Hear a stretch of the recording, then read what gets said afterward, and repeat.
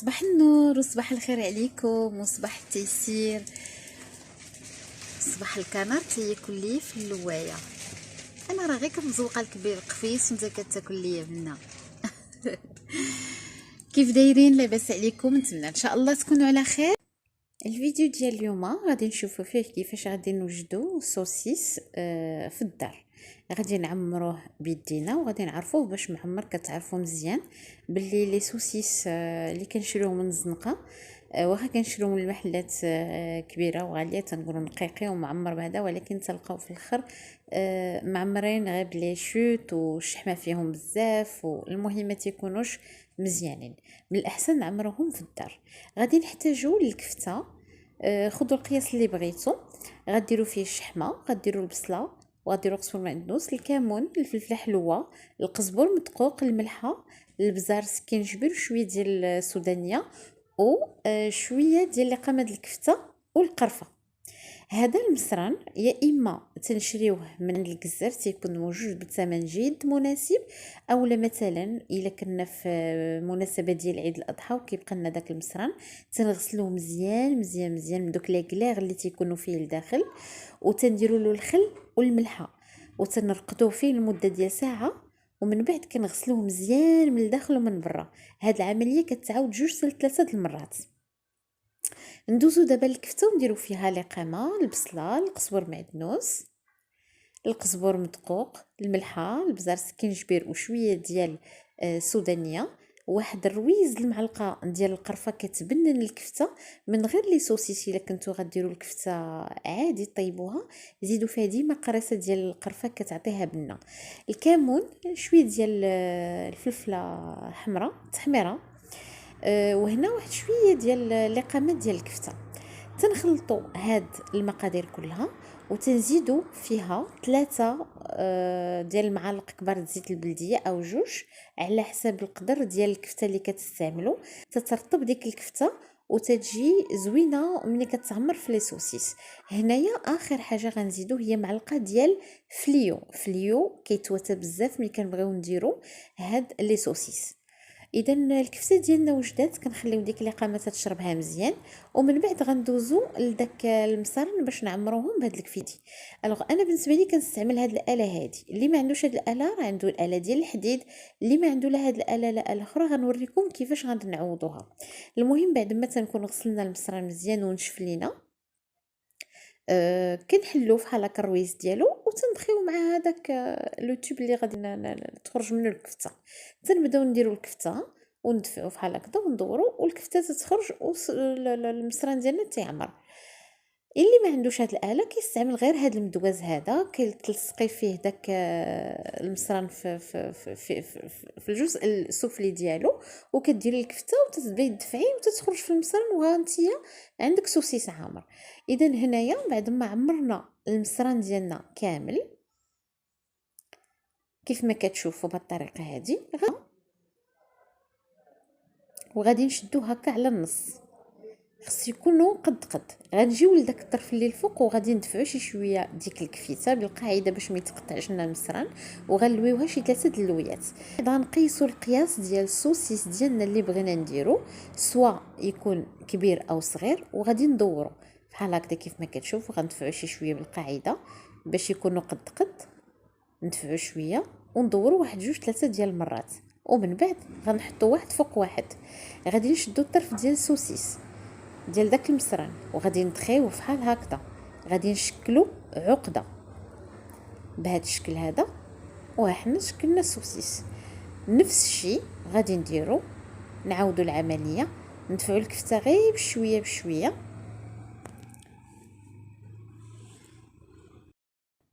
اذا كيف ما كتشوفوا لي غون عذبوني دونك تندفعوا بشويه بشويه وتنعاودوا نديروا 1 2 3 دلويات بحال هكذا ومن الجهه الاخرى، وغادي نديروا طرف فوق الطرف ونشدوا هذاك الطرف اللي من الجهه الاخرى ونخرجوهم كيف ما كتشوفوا قدامكم.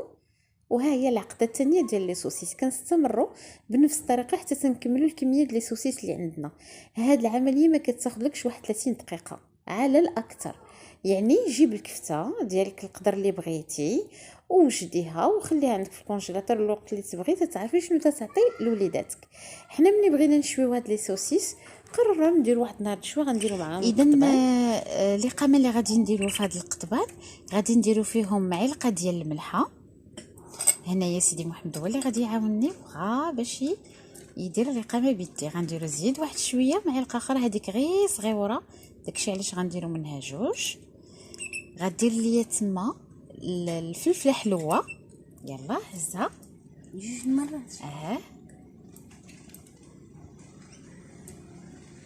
دير الكمون، عمر المعلقه مزيان بالكمون، زيد وحيده اخرى، برافو عليك.